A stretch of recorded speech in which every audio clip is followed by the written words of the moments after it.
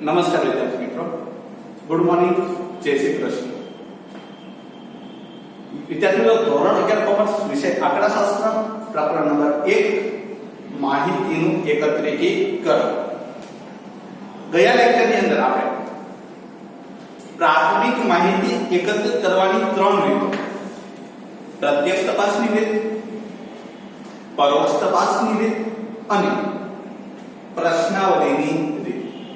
એમાં આપણે પ્રત્યક્ષ તપાસની રીત વિશે ચર્ચા કરી હતી. તો એ વખત આપણે રિમાઇન્ડ કરી લઈએ પ્રત્યક્ષ તપાસની રીત. તો વિદ્યાર્થીઓ, પ્રત્યક્ષ તપાસની રીત કોને કહેવાય? તો સંશોધક, જાત અથવા તેને નિમેલા આ ગણતર દ્વારા તપાસના સ્થળે રૂબરૂ મુલાકાત લઈ માહિતી એકત્રિત કરે તો તેને પ્રત્યક્ષ તપાસ કહેવામાં આવે છે. દાખલા તરીકે અમદાવાદમાં સાણંદ તાલુકાના ખેડૂતોની માહિતી એકત્રિત કરવી હોય તો સંશોધક અથવા તો તેને નિમેલો આ ગણતર છે કે અમદાવાદમાં સાણંદ તાલુકામાં જઈ ખેડૂતોની રૂબરૂ મુલાકાત કરશે અને તેની પાસેથી માહિતી એકત્રિત કરશે.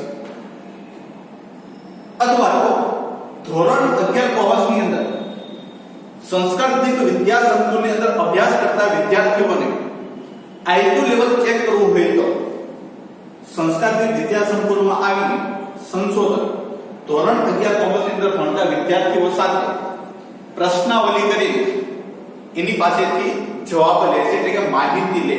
તો આને પ્રત્યક્ષ તપાસ કહેવાય. પ્રત્યક્ષ તપાસની અંદર માહિતી મેળવનાર અને માહિતી આપનાર બંનેની રૂબરૂ મુલાકાત થાય છે અને આ રૂબરૂ મુલાકાત દરમિયાન માહિતી લેનાર માહિતી આપનાર સાથે જરૂરી પ્રશ્નો કરીને એની પાસેથી પરિણામો મેળવે છે અને આ પરિણામો એટલે આપણી માટે માહિતી.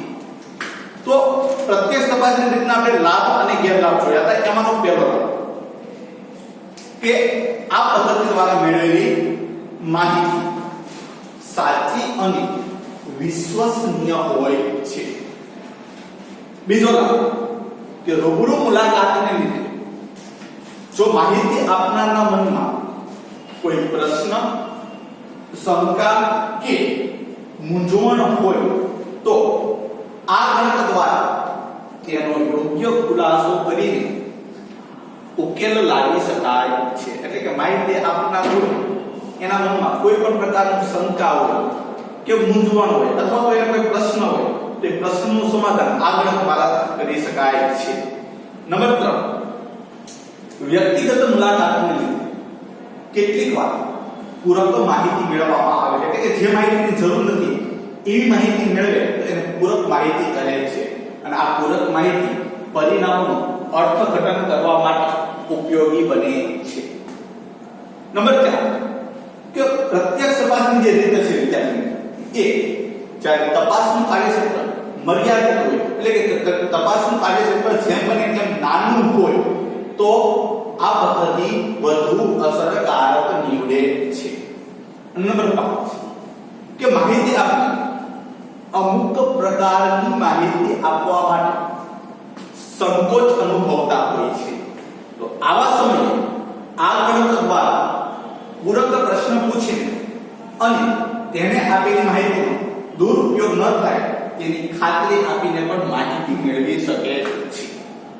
એના ગેરલાભ, એમાંનો પહેલો ગેરલાભ કે જ્યારે તપાસનું કાર્યક્ષેત્ર વિશાળ ત્યારે વધુ પડતો સમય લાગે છે અને વધુ આ ગણતરીની જરૂરિયાત ઊભી થાય છે.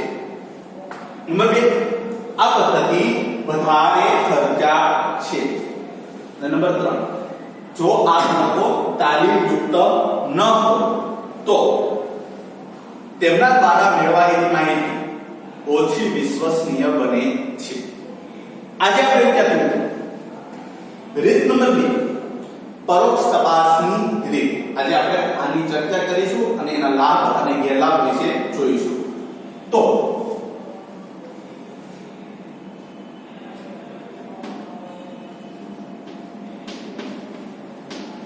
પરોક્ષ તપાસની રીત.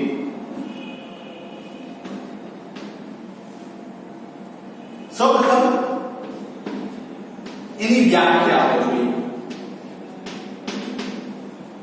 પરોક્ષ તપાસની જ્યારે સંશોધક માહિતી આપનાર સાથેની રૂબરૂ મુલાકાત લેવાને બદલે કોઈ ત્રાહિત વ્યક્તિ કે સંસ્થા કે જે માહિતી આપવા માટે સક્ષમ હોય તેની મુલાકાત લઈને માહિતી મેળવે ત્યારે આવી તપાસને પરોક્ષ તપાસ કહે છે. એટલે સંશોધક માહિતી આપવા માટે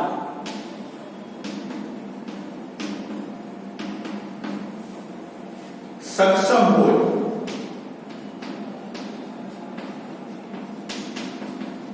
તેવી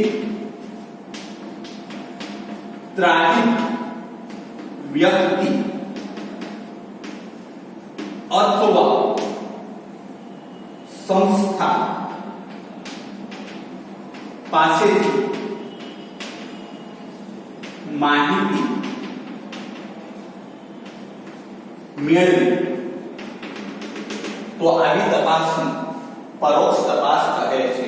વિદ્યાર્થી મિત્રો, પરોક્ષ તપાસ કરવાની જરૂરિયાત ક્યારે પડે તો નીચેની ચાર પરિસ્થિતિઓમાંથી કોઈ પણ એક પરિસ્થિતિ ઉદ્ભવે ત્યારે આપણે પરોક્ષ તપાસ કરવી પડે છે. પ્રત્યક્ષ એટલે સીધી અને પરોક્ષ એટલે આડકતરી, એટલે કે જે વ્યક્તિ પાસેથી આપણે માહિતી મેળવવાની છે એની પાસેથી માહિતી મેળવવાને બદલે અન્ય કોઈ વ્યક્તિ પાસેથી આપણે માહિતી મેળવીએ તો એને પરોક્ષ તપાસ કહેવાય છે.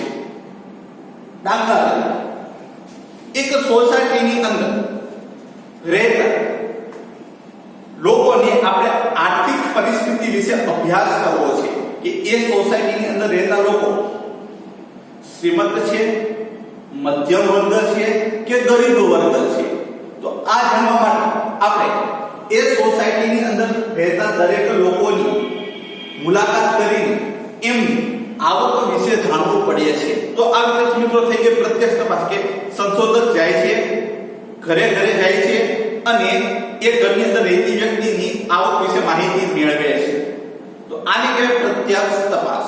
પરંતુ ઘરે ઘરે જવાની બદલે આખી સોસાયટી વિશે જાણતો હોય એવી વ્યક્તિની મુલાકાત લે અને એમની પાસેથી માહિતી મેળવે તો આને પરોક્ષ તપાસ કહેવાય છે.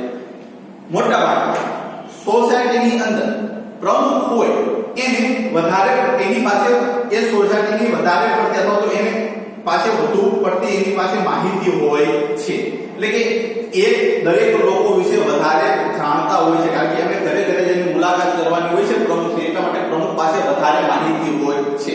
તો સંશોધક દરેકના ઘરે જવાની બદલે પ્રમુખના ઘરે જઈને દરેક ઘર વિશે માહિતી એકઠી કરી તો આવી તપાસને પરોક્ષ તપાસ કહેવાય છે. તો પરોક્ષ તપાસ કરવાની જરૂર ક્યારે પડે તો નંબર 1 જ્યારે પ્રત્યક્ષ સ્ત્રોત અસ્તિત્વમાં ન હોય.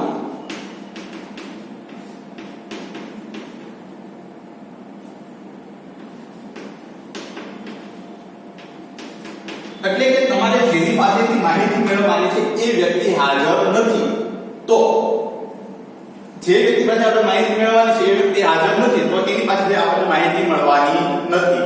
તો એની પાસેથી આપણે માહિતી ન મળે તો આપણે એના વિશે કોઈ પણ અન્ય વ્યક્તિને પૂછવું પડે છે. તો આ રીતે પરોક્ષ તપાસ. નંબર 2 જ્યારે તપાસ હેઠળનું કાર્યક્ષેત્ર વિશાળ, જ્યારે તપાસ હેઠળનું કાર્યક્ષેત્ર વિશાળ એટલે કે આપણે જે તપાસ કરવાનું છે એ ક્ષેત્ર ખૂબ જ મોટું હોય ત્યારે આપણે દરેકની મુલાકાત કરીએ એટલો બધો સમય આપણી પાસે હોય ને આપણી પાસે અમુક સમય મર્યાદા હોય ત્યારે આપણે ફરજિયાતપણે પરોક્ષ તપાસ કરવી પડે છે.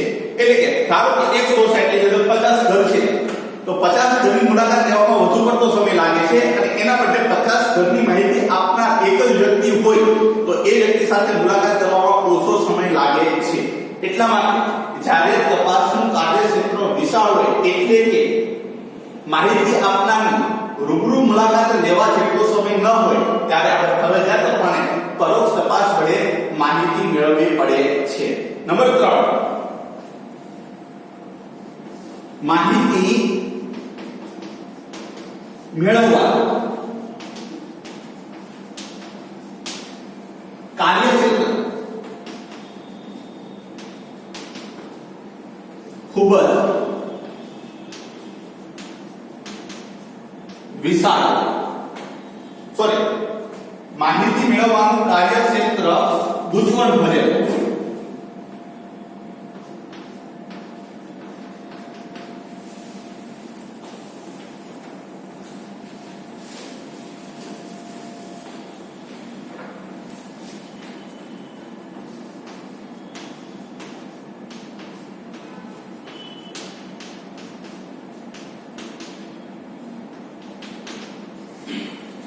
માહિતી મેળવવાનું સ્વરૂપ ગૂંચવણ ભરેલું હોય એટલે કે ઘણી વખત કેવું થાય અમુક વિસ્તાર હોય એ વિસ્તાર ક્યાંથી શરૂ થતો હોય અને ક્યાં પૂરો થઈ જતો હોય એની આપણને ખબર હોય નહીં અને એ વિસ્તારથી આપણે અજાણ હોઈએ ત્યારે માહિતી મેળવવાનું સ્વરૂપ હોય એ ગૂંચવણ ભરેલું કહેવાય.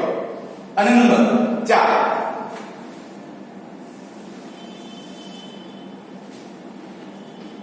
કે પ્રત્યક્ષ તપાસ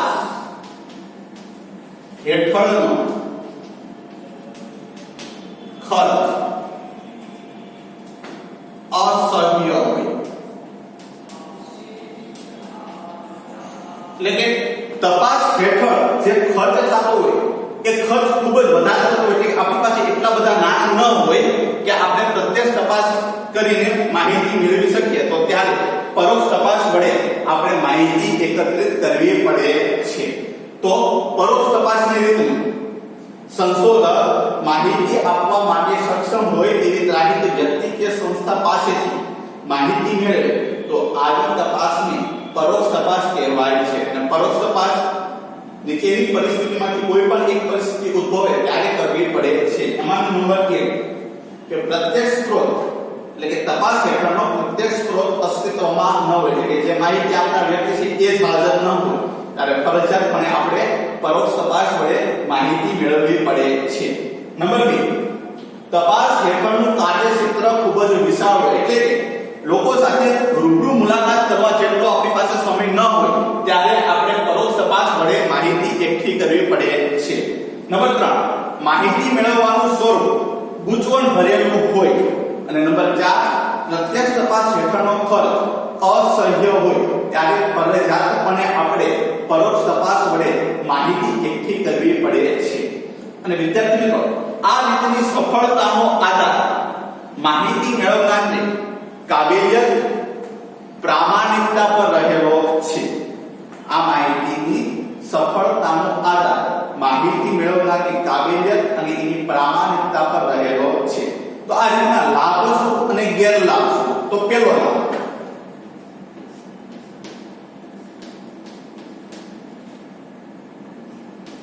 જ્યારે તપાસનું કાર્યક્ષેત્ર ખૂબ જ વિશાળ હોય ત્યારે આ પદ્ધતિ ખૂબ જ અસરકારક નીવડે છે. જ્યારે તપાસનું કાર્યક્ષેત્ર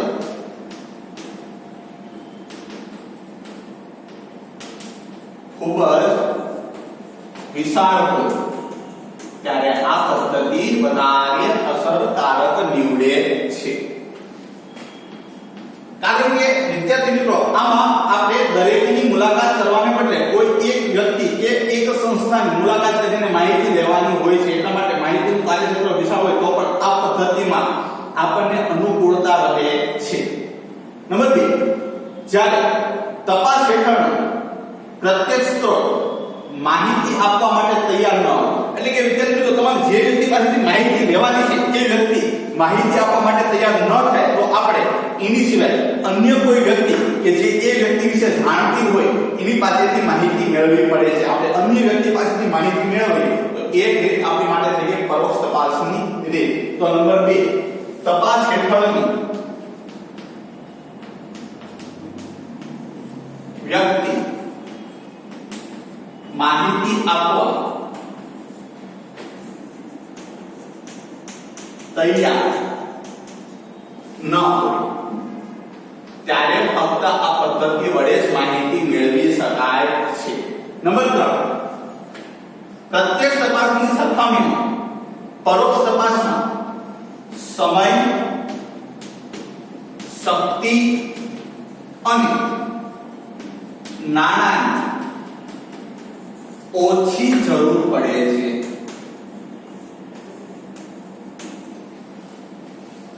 પ્રત્યક્ષ તપાસની સરખામણીમાં પરોક્ષ તપાસમાં સમય, શક્તિ અને નાણાંની ઓછી જરૂર પડે છે. કારણ કે પ્રત્યક્ષ તપાસની અંદર ઘરે ઘરે જઈને મુલાકાત કરવી પડે છે, એટલે દરેક લોકોની મુલાકાત કરવી પડે છે અને દરેક લોકો સાથે મુલાકાત કરવામાં વધારે સમય લાગે છે, વધુ પડતી શક્તિ વેડફાય છે અને આપણે એક જ વ્યક્તિ દરેક વ્યક્તિની મુલાકાત કરી શકવાના નથી. તો આપણે આપણી નીચે આ ગણકોની નિમણૂક કરવી છે અને આ ગણકોને આપણે વેતન ચૂકવવું પડે છે, એટલા માટે નાણાંની વધુ જરૂર પડે છે. પરંતુ પરોક્ષ તપાસની રીતમાં આ ગણકો રાખવાની જરૂર પડતી નથી અથવા ઓછી જરૂર પડે તો ઓછું વેતન ચૂકવવું પડે, દરેક લોકોની આપણે મુલાકાત ન કરવાની, ફક્ત એક જ વ્યક્તિની મુલાકાત કરવાની છે, એટલા માટે સમય પણ ઓછો લાગે, શક્તિ પણ ઓછી લાગે અને નાણાં પણ ઓછા વેડફાય. એટલે કે પ્રત્યક્ષ તપાસની સરખામણીમાં પરોક્ષ તપાસમાં સમય, શક્તિ અને નાણાંની ઓછી જરૂર પડે છે. અને નંબર 4, સરકારના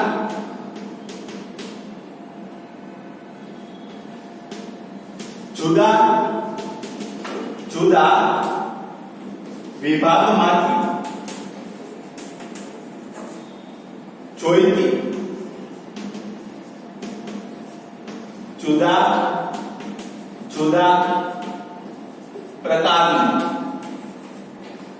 માહિતી મેળવી શકાય છે. સરકારના જુદા જુદા વિભાગમાંથી જોઈતી જુદા જુદા પ્રકારની માહિતી મેળવી શકાય છે.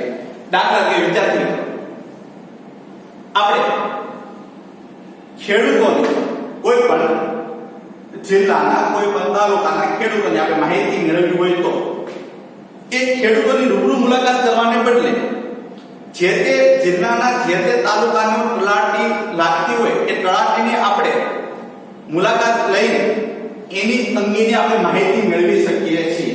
એ બીજું ઉદાહરણ તમને આપું તો કે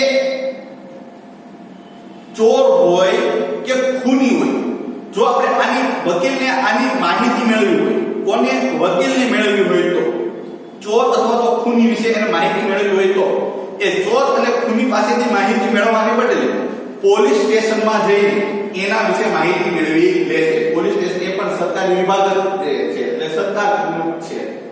તો સરકારના જુદા જુદા વિભાગમાંથી જોઈતી જુદા જુદા પ્રકારની માહિતી મળી રહે છે.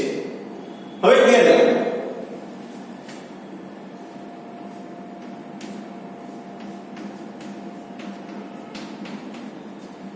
એમાંનો પહેલો ગેરલાભ કે માહિતી કોઈ વ્યક્તિ કે સંસ્થા કે જેની પાસેથી આપણે માહિતી મેળવવાની છે, વ્યક્તિ અથવા સંસ્થા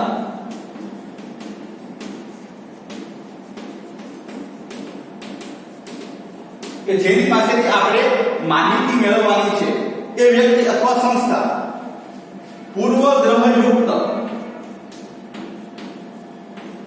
અથવા પક્ષપાતી વલણ ધરાવતું હોય તો તેમના દ્વારા મેળવેલી માહિતી ઓછી વિશ્વસનીય બને છે. કોઈ વ્યક્તિ અથવા સંસ્થા કે જેની પાસેથી આપણે માહિતી લેવાના છે એ વ્યક્તિ અથવા તો સંસ્થા પૂર્વગ્રહયુક્ત અથવા તો પક્ષપાતી વલણ ધરાવનાર હોય તો આ પદ્ધતિ ઓછી વિશ્વસનીય બને છે. કારણ કે વિદ્યાર્થી મિત્રો, જેની પાસેથી તમારે માહિતી લેવાની છે એ વ્યક્તિ પક્ષપાત કરે કે અમુક વ્યક્તિને સાચી માહિતી આપે અથવા તો એ અગાઉથી એવું વિચારી લે અને પૂર્વગ્રહયુક્ત કહેવાય કે આ આવનાર વ્યક્તિ છે એને મારે સાચી માહિતી આપવી નથી, તો આ પદ્ધતિ દ્વારા મેળવાયેલી માહિતી આપણી માટે ઓછી વિશ્વસનીય બની જાય છે. અને બીજો કે ત્રાહિત વ્યક્તિ કે જેની પાસેથી આપણે માહિતી મેળવવાની છે એ વ્યક્તિ બિનપ્રામાણિક પક્ષપાતી વલણ ધરાવનાર હોય અથવા તો સાચી માહિતી આપવા માટે સક્ષમ ન હોય તો તેમના દ્વારા મેળવાયેલી માહિતી અથવા તો આ પદ્ધતિ એ વખતે બિન ઉપયોગી બની જાય છે. એટલે કે કોઈ ત્રાહિત વ્યક્તિ કે જેની પાસેથી આપણે માહિતી મેળવવાની છે તે અપ્રામાણિક, બિનકાવ્ય અને સાચી માહિતી આપવા માટે સક્ષમ ન હોય તે આ પદ્ધતિ નકામી બની જાય છે. એક ત્રાહિત વ્યક્તિ કે જેની પાસેથી આપણે માહિતી મેળવવાની છે એ વ્યક્તિ અપ્રામાણિક, બિનકાવ્ય અથવા સાચી માહિતી આપવા માટે સક્ષમ ન હોય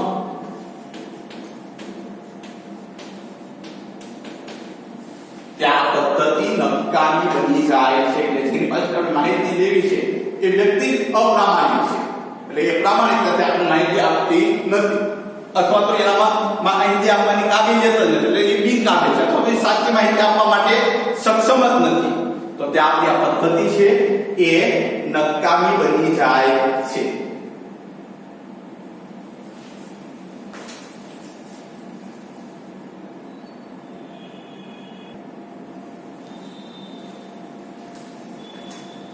વિદ્યાર્થીઓ ફરીથી આખો આપણે સવાલનો જવાબ જોઈ લઈએ. તાકી માહિતી એકત્રિત કરવાની બીજી રીત પરોક્ષ તપાસની રીત. પહેલા વ્યાખ્યા તો નીચેનામાંથી કોઈ પણ એક પરિસ્થિતિ ઉદ્ભવે ત્યારે સંશોધક માહિતી આપવા માટે સક્ષમ હોય એવી કોઈ ત્રાહિત વ્યક્તિ કે સંસ્થા પાસેથી માહિતી મેળવે તો આવી તપાસને પરોક્ષ તપાસ કહે છે. વિદ્યાર્થી મિત્રો, નીચેની પરિસ્થિતિ તો એવી નીચેની ચાર પરિસ્થિતિ છે. એમાંની પહેલી પરિસ્થિતિ પ્રત્યક્ષ સ્ત્રોત અસ્તિત્વમાં ન હોય, એટલે કે જેની પાસેથી આપણે માહિતી મેળવવાની છે એ વ્યક્તિ હાજર ન હોય. એ વ્યક્તિ હાજર ન હોય તો આપણને માહિતી મળવાની નથી, એટલે એ વ્યક્તિ આપણે માહિતી આપી જ ન શકે કારણ કે એ હાજર જ નથી સામે. ત્યારે આપણે એની બાજુવાળાને પૂછીને અથવા તો કોઈ પણ અન્ય વ્યક્તિને પૂછીને માહિતી મેળવીએ છીએ.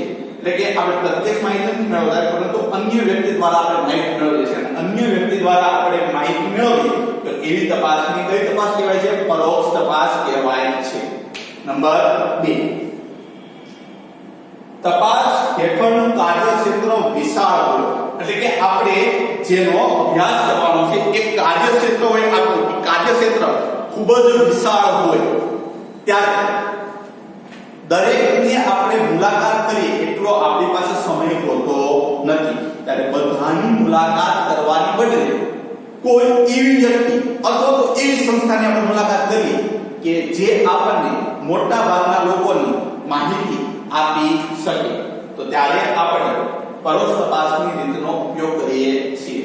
નંબર 3, માહિતી મેળવવાનું સ્વરૂપ ગૂંચવણ ભરેલું હોય, એટલે કે જાતે માહિતી એકઠી કરવાની છે એ સ્વરૂપ વિશે આપણને કોઈ ખ્યાલ આવતો નથી અથવા તો એમાં ખૂબ જ ગૂંચવણ ભરેલી હોય, બરાબર. તો એ માહિતીનું સ્વરૂપમાં આપણને કોઈ પણ પ્રકારની સમજ પડતી નથી તો ત્યારે એ વિસ્તારમાં કોઈ જાણકાર વ્યક્તિ હોય એ વ્યક્તિ પાસેથી આપણે માહિતી મેળવીએ છીએ. અને નંબર 4, કે જ્યારે પ્રત્યક્ષ તપાસ હેઠળ થતો જે ખર્ચ હોય એ અસહ્ય હોય. અસહ્ય એટલે એટલો ખર્ચો આપણે કરી શકીએ એટલે આપણે સક્ષમ ન હોઈએ ત્યારે આપણે ફરજિયાતપણે પરોક્ષ તપાસની રીતનો ઉપયોગ કરીએ છીએ. પરોક્ષ તપાસની રીતનો આધાર માહિતી મેળવનારની પ્રામાણિકતા, કાબિલિયત ઉપર રહેલો છે. હવે આના લાભ. પહેલો, જ્યારે તપાસનું કાર્યક્ષેત્ર ખૂબ જ વિશાળ હોય ત્યારે આ પદ્ધતિ વધુ અનુકૂળ બની રહે છે. એટલે કે તપાસનું જે કાર્યક્ષેત્ર હોય ખૂબ જ વિશાળ હોય એટલે ખૂબ મોટું કાર્યક્ષેત્ર હોય ત્યારે આ પદ્ધતિનો ઉપયોગ આપણને વધારે અનુકૂળ રહે છે. કોની સરખામણીમાં? પ્રત્યક્ષ તપાસની સરખામણીમાં. એટલે પ્રત્યક્ષ તપાસનો પહેલો ગેરલાભ એવો હતો કે જ્યારે તપાસનું કાર્યક્ષેત્ર વધારે મોટું હોય, વિશાળ હોય ત્યારે વધુ પડતો સમય લાગે છે અને વધુ આનંદની જરૂર પડે છે. એ ગેરલાભ છે એ પરોક્ષ તપાસની રીતનો લાભ છે. નંબર 2, જ્યારે તપાસ હેઠળની વ્યક્તિ માહિતી આપવા માટે તૈયાર ન હોય, એટલે કે જે વ્યક્તિ પાસેથી આપણે માહિતી લેવી છે એ વ્યક્તિ આપણને માહિતી આપવા માટે તૈયાર જ નથી થતો, એટલે આપણને એની પાસેથી માહિતી મળવાની નથી. એની પાસેથી આપણને માહિતી ન મળે ત્યારે આપણે જે વ્યક્તિ એ વ્યક્તિ વિશે જાણતો હોય કે જે આપણે માહિતી આપતો નથી એ વ્યક્તિ વિશે જાણતો હોય એવા વ્યક્તિ પાસેથી આપણે માહિતી લેવી પડે છે, અને ત્યારે આ પદ્ધતિનો ઉપયોગ થાય છે.